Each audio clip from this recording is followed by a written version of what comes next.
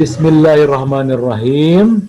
Channel Indonesia yang Hilang hari ini ditakdirkan ketemu dengan muridnya Abah Guru Sekumpul yang pada 5 Rajab ini bertepatan dengan haul yang ke-16 ya Pak Ketua.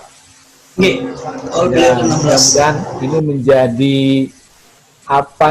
turunan kebaikan-kebaikan beliau begitu ya. Tema kita hari ini adalah bagaimana musyawarah di alam demokrasi, bagaimana musyawarah versus demokrasi gitu.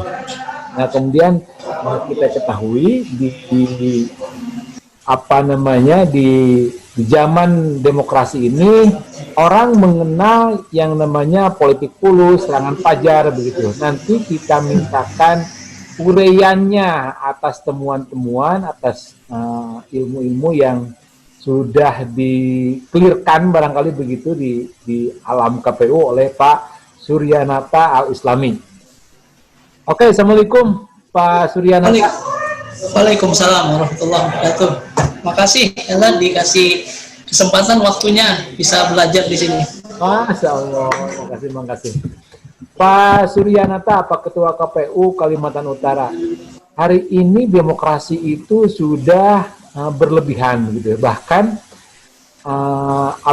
pemilihan DKM, pemilihan RW itu serba one man one vote begitu. Bahkan ketika pandemi orang didatangi ke rumah-rumah begitu. Jadi serasa dipantek begitu, serasa dipaksa untuk masuk ke alam demokrasi. Padahal kita punya sistem lainnya. Ini namanya musyawarah gitu. Saya jadi sedih jangan-jangan musyawarah miliknya Pancasila itu tergusur dari bumi Indonesia begitu. Apakah kekhawatiran itu berlebihan, Pak Suryanata? Ya, makasih. Ini menarik ini ya. Saya kira bagian dari sharing ya. Saya tidak berarti paling paham, paling tahu ya. Tapi berdasarkan pengalaman yang kita dapatkan dalam proses beberapa kali pemilu, sesungguhnya proses kontestasi dalam demokrasi itu kan biasa ya. Iya. Jadi dan itu setiap orang yang ingin mencalon, ingin memimpin tentu punya cita-cita mulia. Hanya saja mungkin di tengah proses berjalannya untuk menempuh, untuk mendapatkan yang kemudian menjadi tercederai dengan munculnya perilaku-perilaku yang seperti tadi ya. Menurut saya prakteknya yang kita perlu perbaiki karena prinsip demokrasi saya kira punya spirit yang kalau kita tidak mau bilang sama, hampir sama dengan spirit ajaran Islam itu, di mana konteks musyawarah memilih pemimpin itu seperti apa tentu sudah dicontohkan. Hari ini dalam setiap kontestasi kita dihadapkan dengan berita-berita tentang politik transaksional. Dan bahkan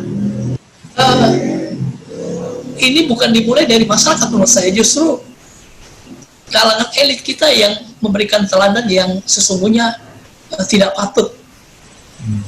Nah, saya melihat walaupun sesungguhnya politik transaksional, serangan pajar, dan serangan-serangan yang lainnya ya, kalau kita kemarin mengistilahkan gini kan, kemarin itu serangan pajar pada saat pemilu legislatif, pemilu presiden itu dikalahkan dengan serangan zuhur. Kenapa? Karena ternyata ini transaksionalnya berlapis, karena ada yang terima ketika pajar tapi mereka menunggu lagi menjelang akhir penutupan pemilihan, pemungutan suara. Jadi ada yang datang ke TPS itu justru bertumpuk, justru menjelang akhir-akhir pemungutan suara. Dan nilai transaksionalnya justru lebih tinggi di situ katanya. Makanya serangan pajar itu ditindis oleh serangan duha dan ditindis lagi oleh serangan zuhur katanya. Itu transaksionalnya. Tapi saya ingin mengatakan saya masih tetap optimis sesungguhnya praktek-praktek transaksional ini tentu tidak mencontohkan, tidak mencerminkan demokrasi yang sesungguhnya. Saya masih melihat masih banyak masyarakat kita yang menggunakan hak pilihnya secara tulus. Mereka memilih pemimpin itu tidak didasari oleh faktor money politik atau transaksional atau pemberian. Tapi saya melihat wabil khusus di masyarakat pinggiran, justru itu lebih tulus menurut saya. Di mana mereka itu memilih dengan tulus karena apa? Saya melihat beberapa contoh di tempat kami, itu karena mereka disentuh sisi kemanusiaannya. Contoh begini ya, mungkin sederhana sekali. Saya kebetulan dilahirkan di sebuah kampung, jauh dari kota, jauh dari keramaian, yang kami itu menikmati listrik ketika jam 6 sore sampai jam 6 pagi. Jadi siang itu nyaris kita tidak punya listrik. Saya lahir dari sebuah kampung, lalu kemudian jauh dari kota.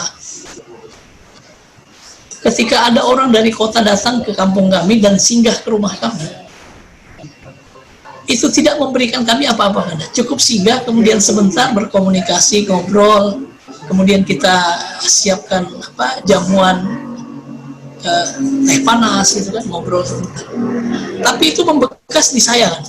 Artinya begini, saya bisa bercerita dengan bangga ke teman-teman saya, ke orang lain, bahwa di rumah saya tadi disinggahin orang dari kota. Kita diajak ngobrol, berkomunikasi baik, dan itu menjadi melekatkan ingatan. Kemudian yang kedua, sisi kemanusiaan yang lain itu tersentuh gini. Saya melihat ada di tempat kami calon pemimpin, beliau pernah memimpin, pernah menjadi salah satu kepala daerah. Itu pendukung-pendukung fanatik beliau itu biar dibayar berapapun oleh kelompok lawan beliau, tetap memilih ke beliau. Ternyata saya coba pelajari, saya lakukan pendekatan, dan ini bukan dibuat-buat. Itu adalah bagian dari karakter beliau. Kenapa? Beliau itu sebelum menjadi kepala daerah pada saat itu,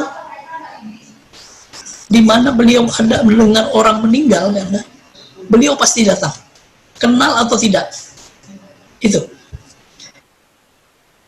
Lalu kemudian ketika ada orang hajatan, mau yang undang orang di mana saja, sepanjang beliau punya waktu, beliau datang.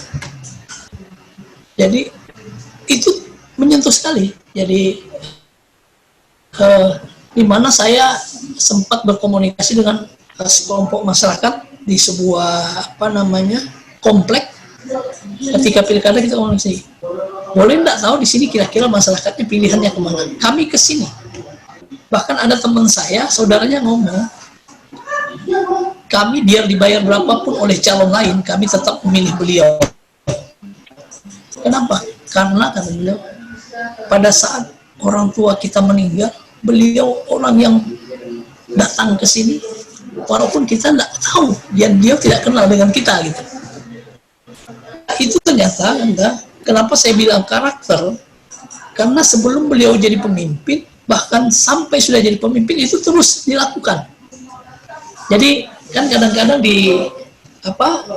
dalam praktek kontestasi politik kita selama ini, para calon-calon pemimpin, calon bupati, calon wali kota, calon gubernur dan lain sebagainya, itu nanti pada rame-rame sering silaturahmi ke masyarakat ketika menjelang ada pemilihan, rajin ke pasar ketika mau ada pemilihan. Bahkan ada guyonan kami itu kan gini. Apa tuh? Bahkan kalau bisa ada peresmian WC umum, calon pemimpin itu mau meresmikan supaya dilihat baik kan gitu. Nah, melihat yang seperti itu, menurut saya masyarakat kita hari ini cerdas. Tidak semua sesungguhnya masyarakat kita itu setuju dengan politik transaksional yang justru merusak. Yeah. Dengan kata lain, Pak Ketua ingin mengatakan bahwa demokrasi kentut, serangan Fajar dikalahkan oleh serangan Duha, dikalahkan lagi oleh serangan Duhur, dan itu tidak bisa dibuktikan begitu karena itu kolusi begitu ya. Yeah. Tapi semua orang itu mafhum, tapi semua orang tahu bahwa itu ada begitu. Nah, dengan kata lain, itu semua bisa dikalahkan oleh politik kemanusiaan begitu ya. Tadi ada contohnya, ketika ada yang meninggal, buru-buru datang, bahkan terdepan begitu. Siapapun itu yang meninggalnya begitu, dimanapun, kapanpun, jam berapapun kan begitu. Orang sakit diantarkan ke rumah sakit kan begitu. Ada yang melahirkan dan selanjutnya. Nah, pendek kata Pak Ketua ingin mengatakan bahwa politik kotor atau politik transaksional itu bisa dilawan dengan politik kemanusiaan, begitu barangkali ya? Iya, benar. Jadi saya kira sisi humanisme politik itu kan luar biasa. Maka saya kira ketika politik transaksional, cara-cara yang tidak beradab dalam berpolitik, itu bisa ditularkan, maka kebaikan justru harus lebih bisa kita tularkan kepada orang banyak pada sisi humanismenya itu. Maka saya sangat sepakat bahwa pendapat-pendapat mengatakan orang baik itu tidak boleh diam, karena ketika orang baik diam maka bisa saja kemungkaran yang justru akan mendominasi. Maka kebaikan ini spiritnya harus kita terus tularkan. Maka saya selalu mengatakan setiap kita itu kalau dalam bahasa agama kita ya punya tugas dakwah. Setiap kita umat Islam itu punya tugas dakwah. Maka spirit kebaikan sekecil apapun itu harus kita tularkan, harus kita tebarkan. Maka kalau COVID bisa menebar kemana-mana, kemana-mana. Pak Ketua, adakah momen, adakah perlawanan pada politik transaksional? Gitu? Adakah budaya yang kuat, syukur-syukur cukup kuat untuk melawan itu begitu? Dari mana itu bisa dikalahkan begitu ya? Untuk menyelamatkan musyawarah, menyelamatkan Pancasila, menyelamatkan demokrasi itu sendiri, menyelamatkan NKRI dari tidak beradabnya politik transaksional. Ya. Saya kira ini bukan tugas yang seperti main sulap, sim salabim abrakadabra langsung bisa.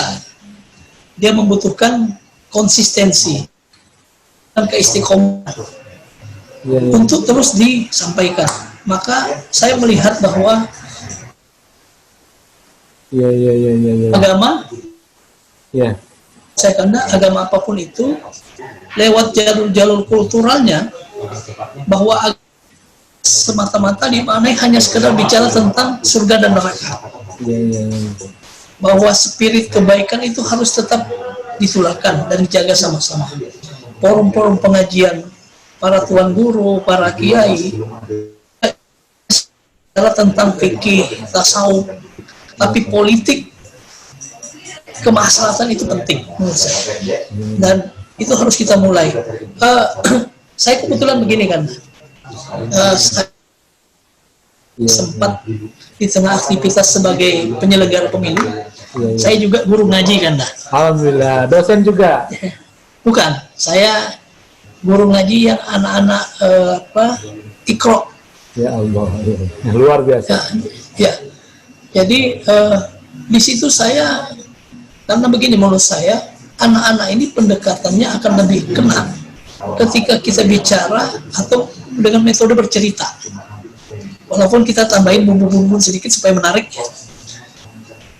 Kalau dalam konteks keislaman, umpamanya saya, anak-anak itu saya ceritakan tentang bagaimana di Islam itu ada pahlawan, ada hero.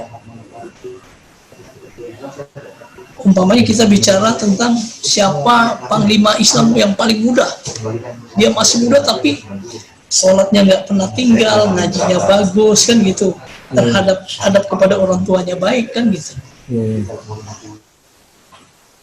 Iya. Muhammad Al-Fatih. Dan lain sebagainya.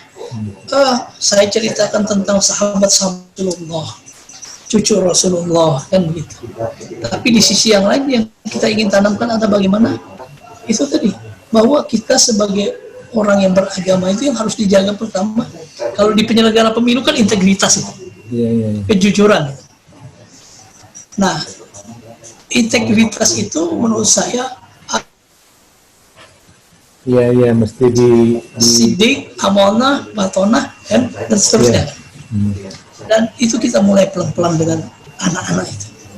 Dan biasanya saya menggunakan pola itu setelah saya bercerita, kemudian jeda sedikit istirahat, ntar kalau mau balik pengajian, kita kasih pertanyaan dari cerita tadi kan.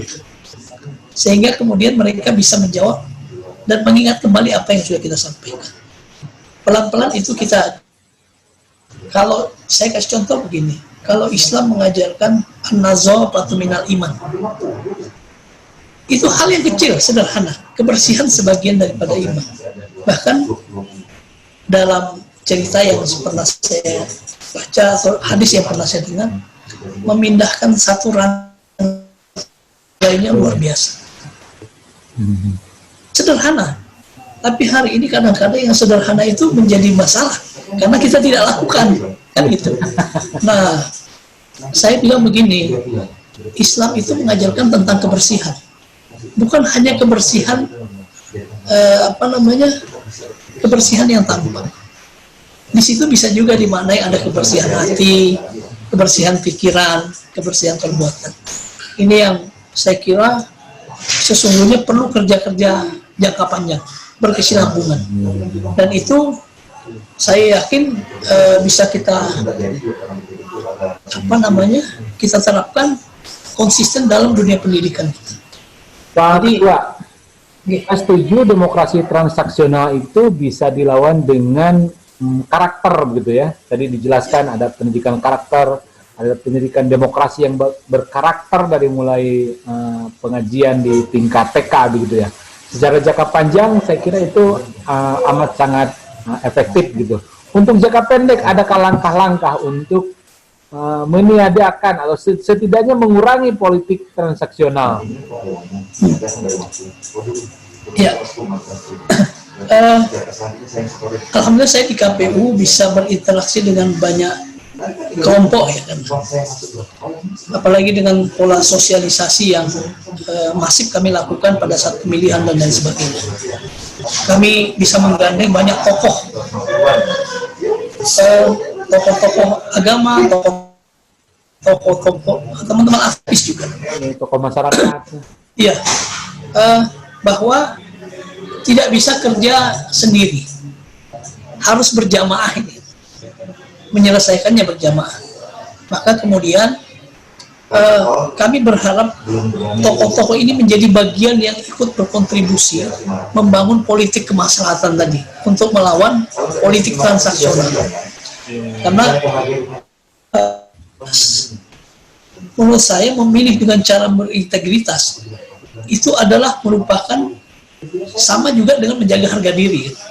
Karena bagi saya orang yang memilih dengan cara-cara transaksional dia telah mencederai harga diri dia. Nah, sehingga kami terus berkomunikasi intens. Kebetulan oleh pimpinan di KPU RI beberapa waktu yang lalu kami diberikan ruang untuk membuat yang namanya rumah pintar pemilu di setiap kabupaten kota. Sehingga polanya itu kami Rabu kadang tokohnya kami undang ke kantor, atau kami yang rutin bersilaturahmi, atau terkadang kami mengadakan kegiatan-kegiatan yang tidak terlalu formal untuk kemudian pengen juga mendapat masukan. Karena ada masyarakat yang kita menemukan daerah-daerah di komplek mereka itu besar menolak politik uang. Nah, saya kira gagasan itu menarik. Oke. Menarik dan melawan politik transaksional lagi-lagi harus dilakukan secara konsisten, istiqomah dan berjamaah. Sehingga jamaah itu akan semakin meluas. Maka ke depan harapan kita politik yang beradab itu justru menjadi yang terdepan, sehingga kita bahkan pemimpin-pemimpin yang transaksionalnya ketika ingin menjadi pemimpin. Baik, Pak Ketua, kita sudah berbincang kurang lebih 30 menit. Terima kasih. Salam buat seluruh jajaran KPU Kalimantan Utara. Terakhir barangkali ada kata-kata penutup dari Pak Ketua KPU Kalimantan Utara. Saya persilakan. Baik, terima kasih. Saya panggil Kanda, panggil Abang ini. Iya, makasih. Saya merasa terhormat, walaupun belum pernah berjumpa secara langsung, tapi diberikan ruang yang terhormat untuk bisa belajar. Tentu apa yang saya sampaikan bagian dari proses apa yang saya jalani selama ini. Hidup kita tidak panjang, tapi kita tentu bisa memberikan bekas-bekas pahatan kebaikan untuk generasi yang akan datang. Itu yang menjadikan umur kita panjang, walaupun secara usia kita umurnya tidak panjang. Saya ingin di mana saya berpijak, saya tetap berperan bisa memberikan sedikit inspirasi yang mudah-mudahan bisa menjadi amal jariah buat orang tua saya, para guru-guru saya semua. Jadi alhamdulillah hari ini kalau kita lihat di negara kita tidak kurang orang cerdas, orang pintar. Tapi hari ini yang kita butuhkan adalah keteladanan. Banyak orang cerdas, orang pintar, tapi terkait adab yang masih sangat minim. Maka negara ini akan bangkit kalau kemudian selain cerdas, kita semua beradab dan patuh. Spirit la haula wala quwata illa billah itu kita paling kedepankan. Boleh jadi hari ini kita ditegur, negeri kita atau dunia kita ini ditegur karena lewat pandemi. Iya, boleh jadi kita ditegur karena kita merasa lebih kuasa, lebih hebat, dan lupa bahwa ada yang lebih maha kuasa daripada kita.